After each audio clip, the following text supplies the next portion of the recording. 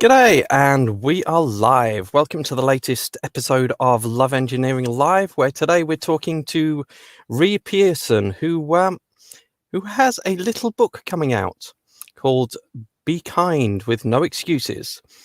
So I'm going to hand over to Rie to give us a little introduction of where she is, where she's come from, and what the book is about. Thank you. Hello, everybody. Hello, Alan. Thank you for inviting me on today. I appreciate it. My name's Rie. I live in Whitley Bay, which is in the northeast of England. I'm married. I have 3 children. 2 of them are grown up now, and one of them has just not been studying for a year for the GCSE exams he hasn't taken. My background, I am retired now. I have been retired for 5 years, but I was a police officer for 27 years. And during that time, part of my role involved working with domestic violence. So I've taken my experiences in that field, and I had a look at, because it's been a funny old year, hasn't it? And a lot of people have come to me, a lot of women have come to me, and we've got talking, and they've shared their experiences of being in abusive relationships. So I had a look around, and because I'm an avid reader, I will pretty much read anything. And I was looking, and I could see a lot of really valuable books about how to survive abusive relationships, how to get your mindset right, how to build your confidence up after you've been in an abusive relationship. But I couldn't find anything that was to stop you getting into the relationship in the first place. So I thought, well, wouldn't it be fantastic if we could give our teenagers heads up on what abuse actually looks like right at the very beginning, before they get too involved in relationships from being like 14, 15-year-old. So what I did was, and it actually kind of landed on my lap, because ladies were telling me their stories, and some of the ladies have been able to write the stories down. And what I've done is I've taken notes from the stories and explained the abusive behavior within the stories. So I've got 5 stories with notes explaining what that abuse is and why that's abusive, so that we can teach our teenagers what to avoid so it doesn't happen in the first place. Because, there are over 30,000 women murdered every year by their partner or ex-partner on the planet. That's 82 a day. That's a scary number. That's a shocking statistic. That doesn't include, and I haven't even touched on this really, it doesn't include women who are murdered by family members. It's not just, because there's a whole, what's happened is I've created a group on Facebook to help support the book. And what we're finding is there's more than one type of abusive relationship, and a lot of it is about family abuse, parental abuse. But yeah, it is a shocking statistic. That was from 2017 from the United Nations Committee on Drugs and Crime. So that's a lot of women. So the book will be coming out, if it's marketed properly. It's going to be July. And I hope there's going to be a lot of support around that. So ideally, I would like parents really to read it with their kids. So it is aimed at teenage girls, because they are women are the majority when it comes to intimate partner abuse. That doesn't mean that men aren't abused, because of course they are. And when I say that's the majority, what I mean is that's the majority that's reported, because of course there's that much abuse. And that much will be actually reported. So it's out there all of the time, constantly, and it works both ways. But this book is aimed at teenage girls, because I think they're the majority. And teenage girls are so vulnerable. I mean, I used to be one, and it's a very, very, very confusing, mixed up time, because confidence, and you're very concerned about what other people think of you. Like, you get to my age now, and I'm 55, and don't care what other people think about me. But it took quite a long time to get to that mindset.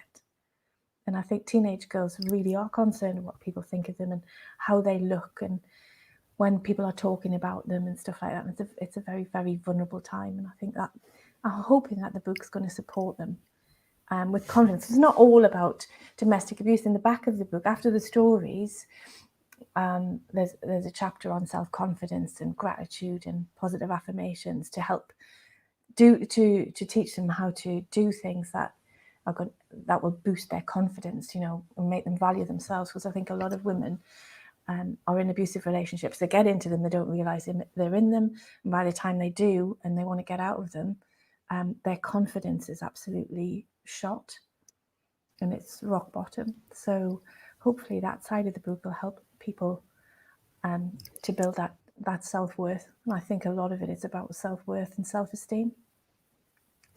Excellent. I have never been that teenage girl, obviously. But I was that friend who picked up the pieces a lot of the times, and the one that did his best to answer the question of why is he doing this? Why does he do that? And a lot of the time I couldn't understand what they were doing or why they were doing it myself. And at the same time, I couldn't understand why they would go from one guy who doesn't treat them brilliantly, pick them up, dust them off, and they go and do it again. And I think it's very much what you say. When they get into a relationship like that, it doesn't happen overnight. It's casual over time, little chip away, and before you know it, the person that you were is not there anymore. That's true. Yeah. It's almost like you're walking in the shadow of yourself, isn't it? Yeah. And you're right about the chipping away. It's a grooming process. And I think people who get involved in abusive relationships in an almost like serial way, like they go from one nasty person to another nasty person, it's because they're vulnerable, and nasty people target easy targets, don't they? They target vulnerable people. So if you're coming over as vulnerable, and you can see that by body language speaks volumes, doesn't it? If you've got somebody who's vulnerable, you can see it. Yes.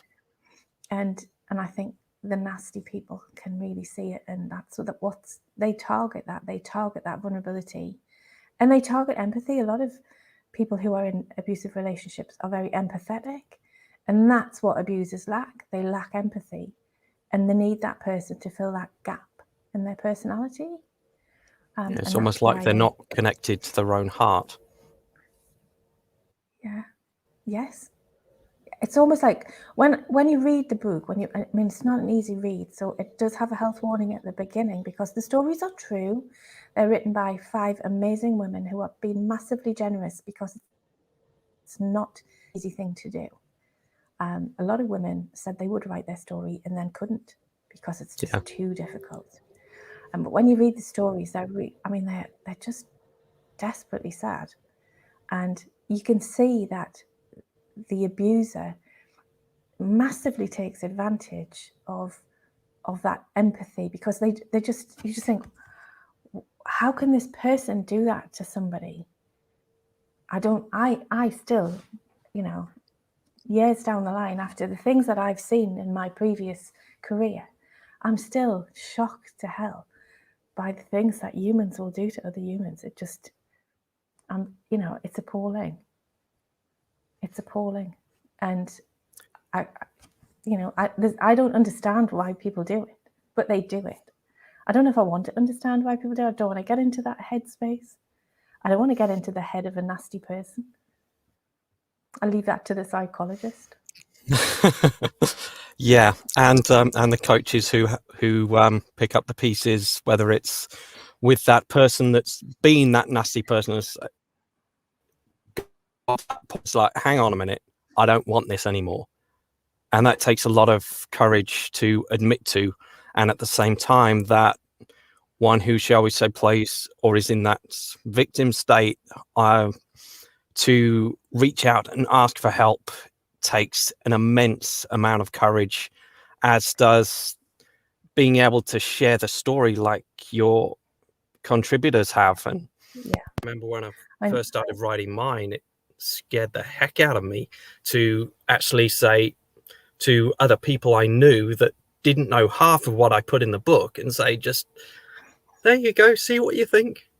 And things like that really challenge that thing in mind that says, I don't care what other people think. Well, yeah, we do. We care what certain people think.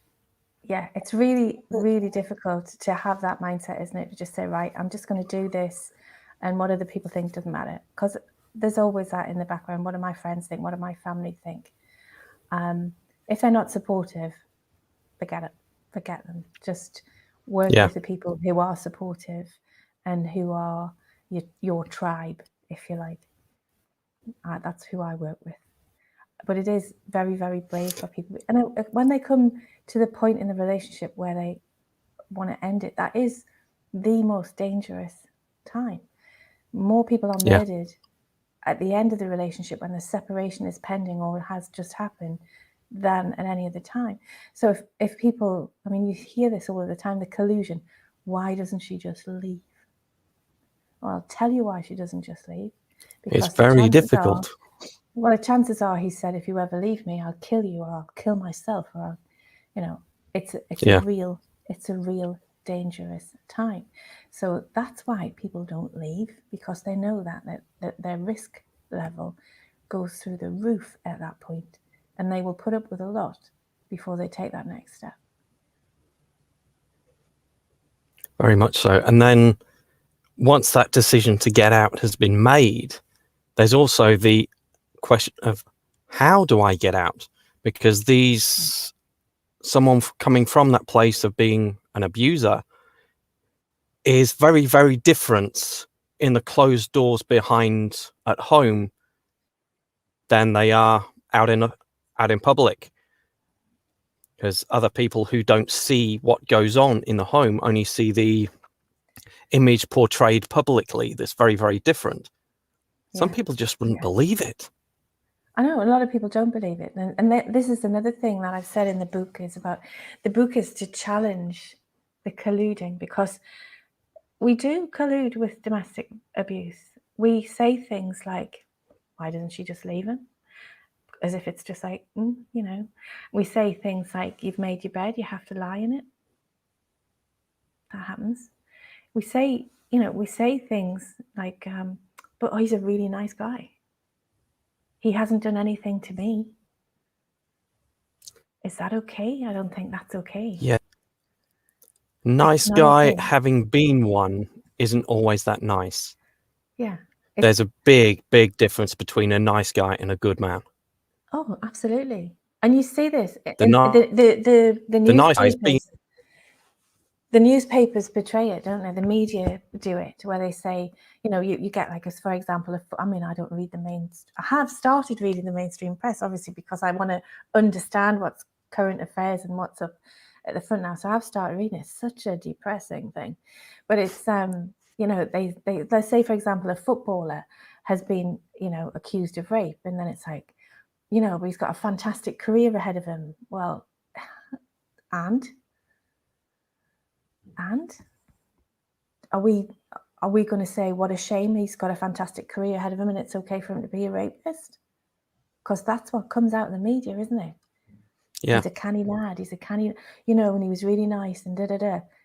And this is the barriers that domestic violence victims have to overcome. They have to overcome that. But I was out for a pint with him on Friday night, and he was really nice. But he's come home and he's beaten her up. Is he really still really nice? But he's really not. He's never done anything to me. Well, does she not matter? Does that victim not matter? Are you still going to hang out with this guy who beats his partner? But they do. People do. And that's the challenge. People lose their friends. Victims lose their friends. They lose family if they haven't already lost family, because they're deliberately isolated from all the support networks that they have, and they end up with nobody. And that another thing is they stay because they have got nobody else, because that's been part of the process of the abuse. Yeah.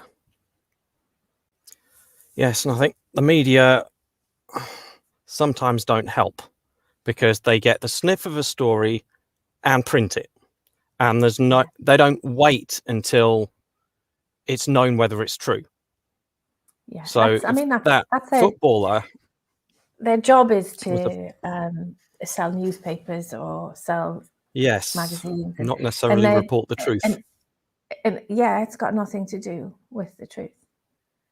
And it's just, if we continue to buy those newspapers and those magazines, they will continue to print them. And that's just, unfortunately, that's just economics, isn't it? Supply and demand. And you see things like sensational headlines, and that's to get people in I don't buy the papers, I do it on my phone, and it's to get people to click in. And then when you read it, you just think, really? This has got nothing. I was reading, oh God, this morning I was reading an article, and it was a woman's magazine. And I clicked through, and this article just basically said nothing, did nothing, and meant nothing. I was like, okay, I could probably do that myself. Do you know what I mean? But it was like sensational about women, be thin, be thin, be thin. Like, oh my God, But it is something that needs to be addressed, and I don't think it'll ever get addressed in the media, because it is the media. Yeah. Do what they do, and it's a successful business. Whether it's a good business is a whole different. Is another matter. Yeah. Yes, I think until people start voting with their feet. If anybody wants to put my book in their magazine or in their newspaper, then please do, and I'll give you an interview, and that'd be fantastic. Thank you very much. Because people will read it, because people do that, don't they? People buy the newspaper. I didn't even realize that newspapers were still a thing, because obviously I'm like, everything I do is like online. But I did see somebody in the news agency the other day, and I do love a good magazine. I love magazines, but newspapers on a daily basis are still a thing, which is awesome, because who knew? But it is perpetuated, and it is colluded with, and we are bombarded with supporting,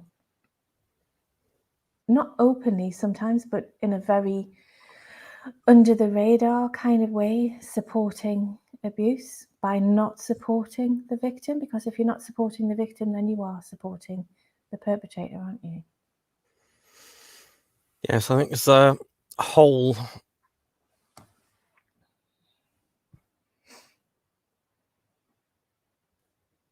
different, firstly in teaching the young people how to spot the signs of abuse from early on, but also being able to spot the signs of them feeling like a victim, or at the same time them, okay, what I'm doing, the behavior I'm portraying right now could be labeled as abuse. Why am I doing that?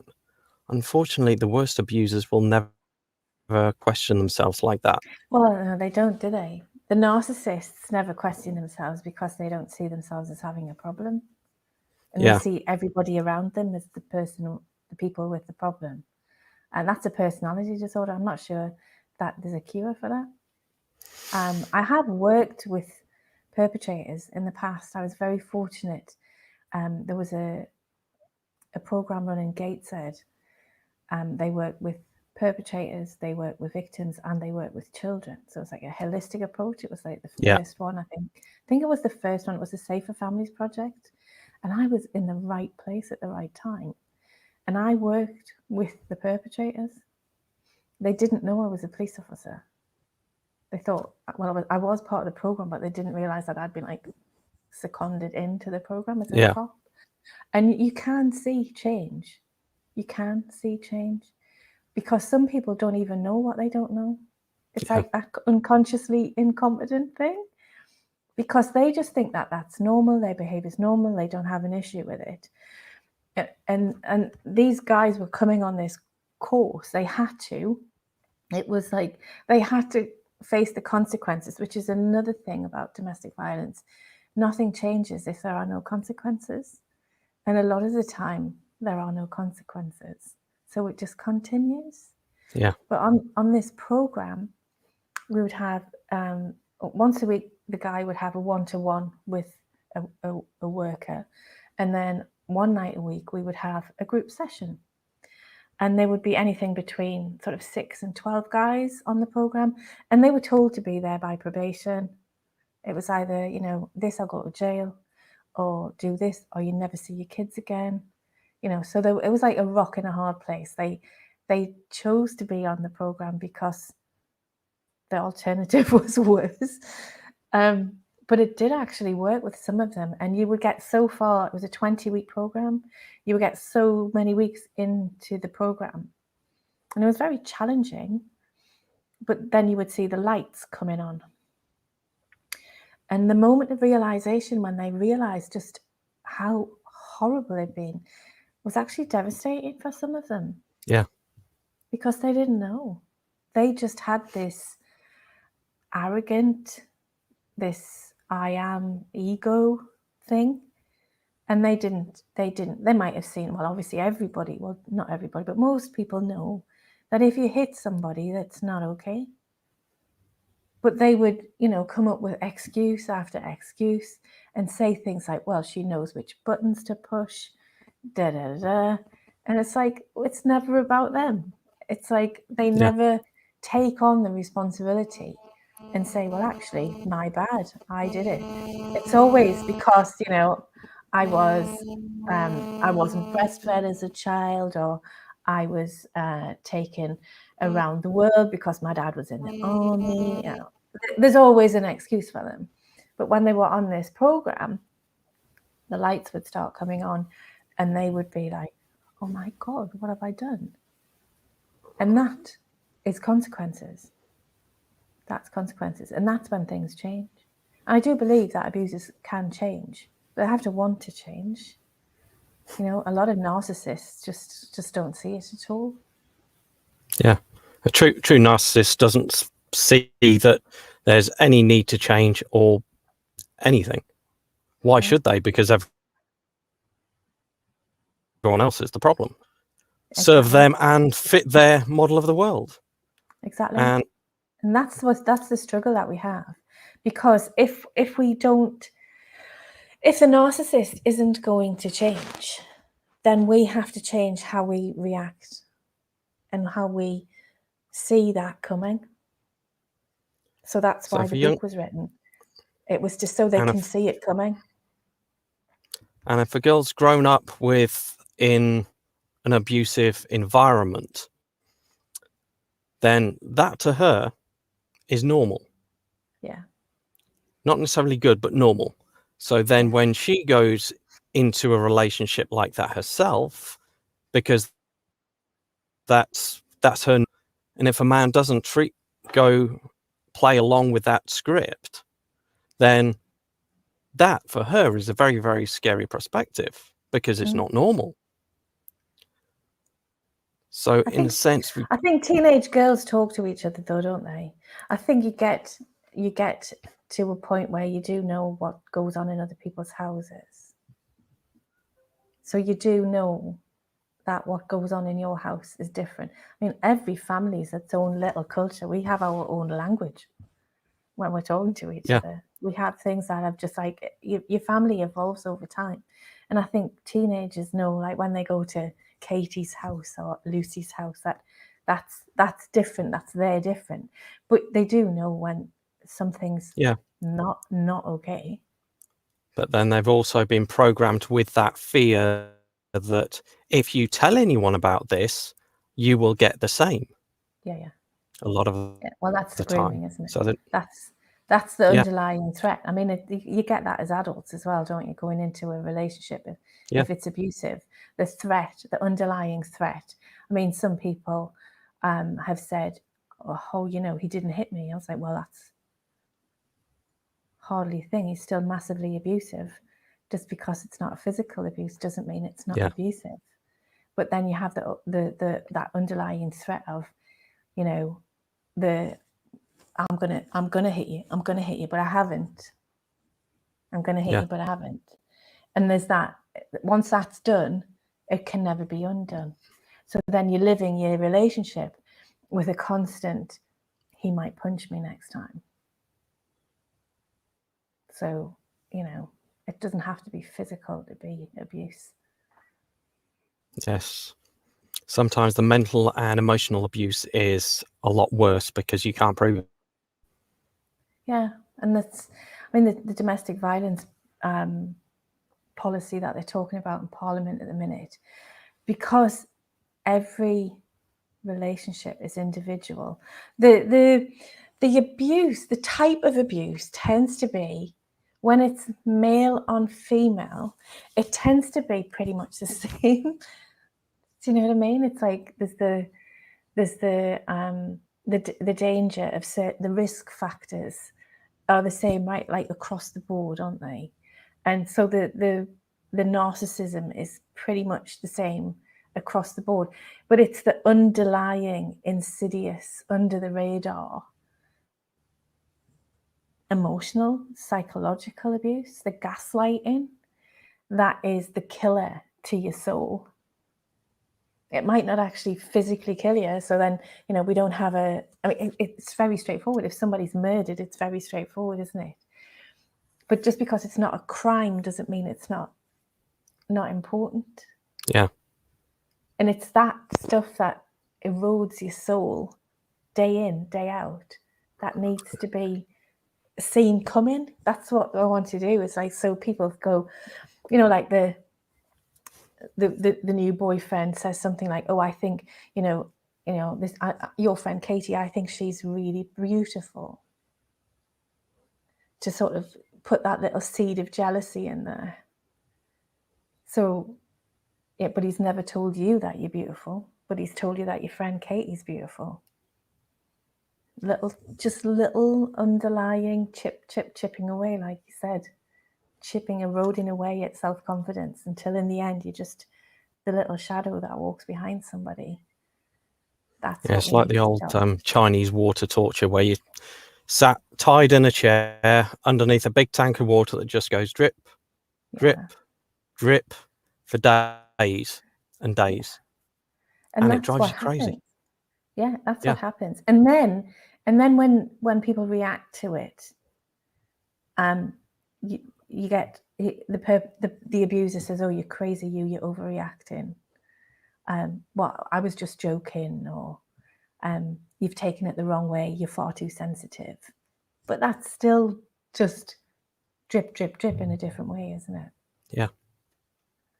And that's what we need to show them, that they need to see that coming. It's very much so. It's a horrible subject. It was a horrible book to write. It was really hard. But with Reading good the stories purpose and good intention. the first story, I was in Kos in August last year, and I had my phone by the pool, and the email came in with the first story on it, and it was 41 degrees that day, right? It was like ridiculously hot. And I opened the email, and I know I shouldn't have, because I'm not going to do anything until I get home. I'm not going to do any work until I get home. But I opened the email and I read it, and I was freezing cold. I was sat by the pool, and I was my skin, I was all goose pimples. It was like I was sat in a fridge. I was freezing cold when I read that story. And the other four are equally as horrible. So it's not an easy read, but it's going to be worth it. I can imagine. Yeah. So, watch out, narcissists. We're coming to get you.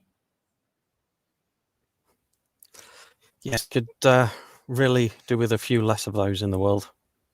Yeah, definitely. But the thing is, if it's about challenging that behavior, but staying safe at the same time. Yeah. If it comes in quite early on, and it's about, talking to boys about, why do you do that? why did you say that? Why did you do that? Why do you have to belittle somebody? Does it make you feel better? Why are you so lacking in whatever it is you're lacking in that you have to make somebody feel worse to make you feel better? Because that's not how it works. That's not how we should be. We should all be, that's why it's called Be Kind, No Excuses.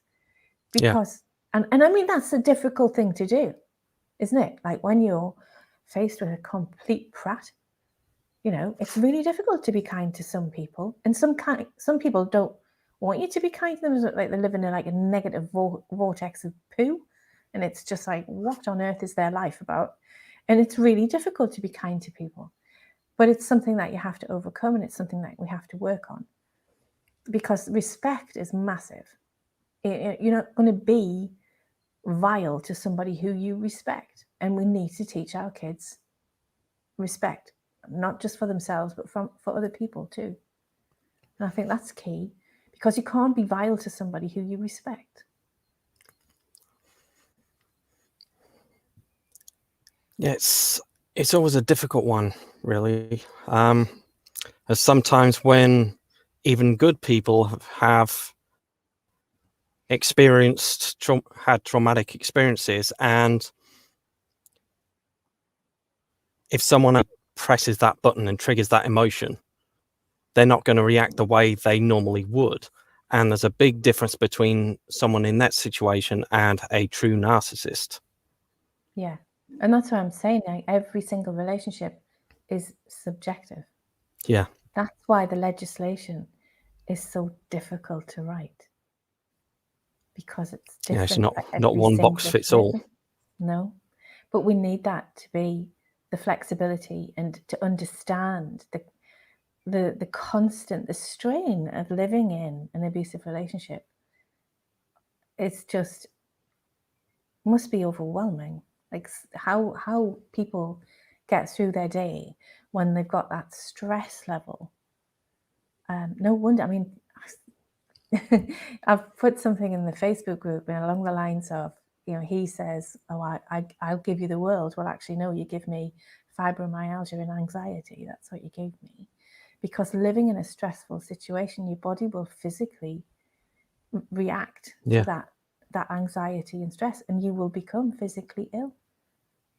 How many people do you know? How many women do you know who've got fibromyalgia? And when you look at their relationship, you just think, well, actually, I'm not that surprised. Yeah. Not everybody, but you can see it. You can see that people are physically ill because of their anxiety. Yeah. I just want to stop the girls and the boys from being like that. Challenge Kill the monster while it's a baby, so to speak. Oh, that's one way of putting it. Don't wait until Godzilla's taken over the city. Did you watch that one? I think I might watch the original. I haven't seen the remake. I watched the original, but the latest one, no, what on earth? Yeah, but I know what you mean. It's like we've got to get to them when they're young. Yeah. And then explain why that kind of behavior is not okay, and have girls so they're so confident that they don't need, you know, like the woman who knows what she brings to the table is not afraid to eat alone.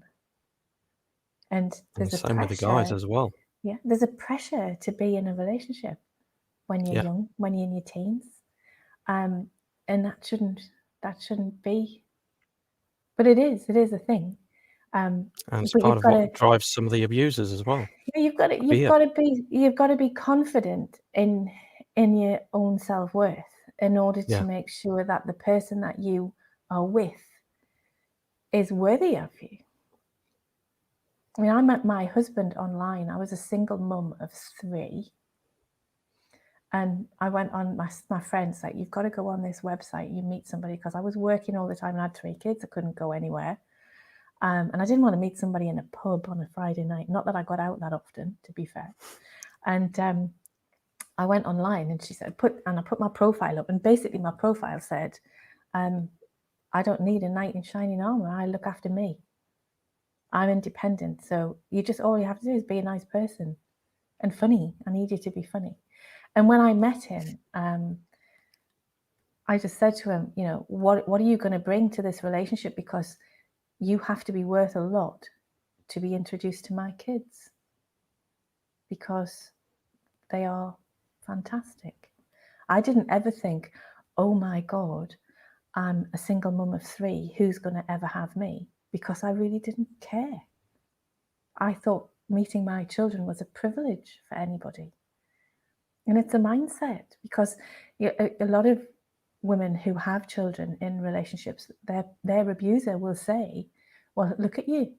You're a mess. You've had kids. Who's going to have you? Well, actually, anybody other than you, mate, is better. Do you know what I mean? It's a privilege to be introduced to somebody's children and family. And guys need to get their head around that. We are not wanting. It's not baggage. These are people who we need to respect. We need to respect the children. I wouldn't have let him anywhere near my kids if I thought for a second he was going to be awful. They're massive. They're the biggest asset I have. Yes, I must admit, it always took me a while to introduce anyone I dated to my kids. They have to have something about them that And that was makes. through, yeah. Yeah, you don't want any old numpty meeting your kids, do you? They have to step up to the plate, basically.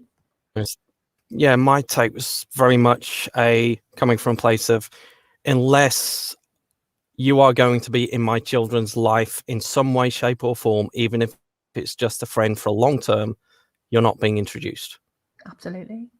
When I knew that this person's going to be around for a long time, whatever, then yeah, introduce them, have fun. I mean, my eldest was a bit older, so he was like 16 when 16 when I met my husband now. So he wanted to meet the guy that I was going out for dinner with, and he was 16. So I was like, yeah, okay, because he's very he was like, I just want to see this guy before you go out for dinner with him. I was like, fair enough, but he didn't come round. I didn't introduce him because but I needed to know that he was worthy of the introduction.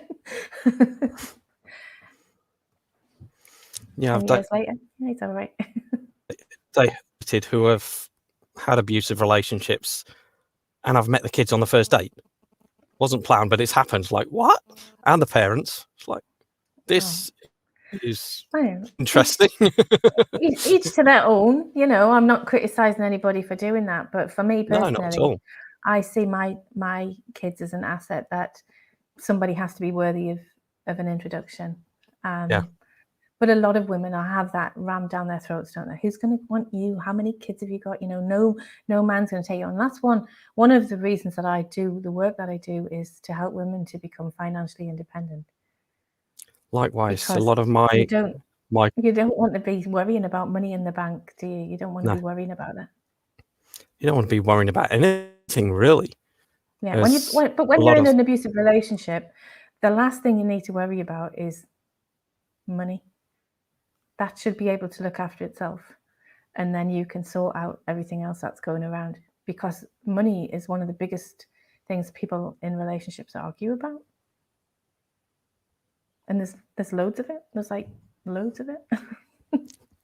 There's enough money for everybody if you just know how to go about getting it. Yes, when I've been on dating profiles in the past, you see things like, my kids are my world. And yeah, that's true. But a good man doesn't need to be told that. Absolutely. He knows. Yeah. But the other thing is, you don't. The one thing I really do disagree with is that people who say, if they're in an abusive relationship, it's fair enough if the marriage is not abusive, but they've split up, and they just say, we'll stay together until the kids are off to uni or whatever. But if you're in an abusive relationship and you have children, your children are in an abusive relationship. Yeah. And your children do not choose that. I know you don't choose it as a victim, but you've got to think, even people say, well, the kids were in another room, or he'd never do anything to hurt the kids. He already did. And that's something that I have to, flag that as like, if you're being abused, your kids or being abused. If you are abusing your children. The best thing that a man can do for his wife or partner, the best thing that a man can do for his children is to love their mother properly, absolutely. not abuse. And that's, I see that in marriages around me and relationships around me. And that's, love each other and be respectful. And that keeps the kids safe, because small children die. Older children just up and off, don't they? You wonder why these kids are out on the streets at night, and you just think, well, I know why they're out, because I know what's going on in their house. It's better place than being at home. Exactly. But when they're tiny, they don't have that choice, and that's why it's so dangerous. The quality of the relationship between mum and dad really is the key to the relationship between both parents and the children within themselves. Yeah. And that's, we've got to teach them that before, because we don't talk about, I don't know about you, but I think people spend more time talking about their holiday, their 2 weeks holiday, than they talk about important stuff with each other. There's more planning goes into the holiday than goes into the life. Because a relationship is a contract, isn't it? Especially if you're married. It's a contract. And if you had a contract, if you bought a car or something and that car wasn't up to scratch, you'd take it back, wouldn't you? And a marriage is a contract. You have to work on that, and you have to be honest with each other. But if you're in an abusive relationship, it's very difficult to be honest with that person, because that person's abusing you. You can't say things because they'll kick off. That's not a relationship. That's just abuse. Yes, I've said a few times in my group and on different lives that couples spend more time planning the wedding day and honeymoon than they do the 50 years after that day. Yeah, it's crazy. And they wonder why it falls to bits. Yeah, you have to talk. But if you know at the beginning, and if you recognize, because one thing I've seen from my group is people don't realize that certain things are abusive, and they don't see it coming. And then afterwards, they just think, oh my goodness, what happened then? Because they haven't seen it, because they didn't know, because they don't talk about it. Yeah, I didn't know I had an abusive marriage until someone told me I did afterwards. When I finally opened up. And that's desperate, isn't it? It's like you've been in that relationship, you've committed to that relationship, and then at some point you might, oh my God, I'm actually being abused here. And what do you do with that? Where do you go with that? If we can see that beforehand. So what's happened is the book's kind of evolved, because it was written with teenage girls in mind, but actually it needs to be read by parents and grandparents. Ideally, what I'd like to see is that they all read it together and talk about it as they are reading it. That would be the best way to do it. So I feel that'd be a big eye-opener for people who have grown up in, shall we say, a more healthy home environment. Because when you're in that situation, you don't necessarily comprehend what can happen in other households behind closed doors. There are shocking paragraphs in the book, and people will be shocked, and so they should be, because everybody knows somebody who's been abused. Everybody does, because it's prolific, and they need to challenge it, and they need to support the victim instead of turning a blind eye, like, oh, it's what goes on behind closed doors. Kick the door down. We need to kick the door down. So for anyone who may be watching this right now who finds themselves in that situation and knows they need to get out, what options do they have? I would ask them to speak to Women's Aid or Refuge and get professional advice, because you have to be careful when you leave. It's the high risk time. That's why people don't do it. But if you desperately need to do it, get professional help and get support, and get a plan in place to do it safely. Yeah. And of course, you've got to remember that you can't always trust the people who are close to you. Yeah. Because that person who is abusing you is extremely manipulative and extremely clever at it. And that's why you found yourself in that situation. And it'll not be just you that they're manipulating. So you've got to remember that the people around you will have been subjected to the poor me. What about me? I have a right to live in my own home. I have a right to see my children, and all that nonsense. And you've got to get professional help. And just to tie up, your book is coming out in July. Yes. Be Kind, No Excuses. And there's this Facebook group that Also called Be Kind, No Excuses. you've set up. Once this live is done, would you like to drop a link into the comments on the I would. video, so anyone who join it or learn more about your book as it goes along can find your group? And for anyone who wants a healthy, loving relationship, I'll drop the link in there as well. Yes. yeah, we're like that. Absolutely, because the two things just really go together. They do, yeah. This is what to do and this is what not to do. It's like, things, advice. Some stories are advice and some stories are warnings. Absolutely. Mine's all warnings. Followed by healthy advice on self-confidence. Self-esteem's massive. Yeah. But Alan, thank you very much for having me on today. I really appreciate your support. Thank you very much. You're welcome. And on that note, good night, goodbye, good whatever time of day it is, whenever you're watching, or it could even be good morning. Good night. See you later.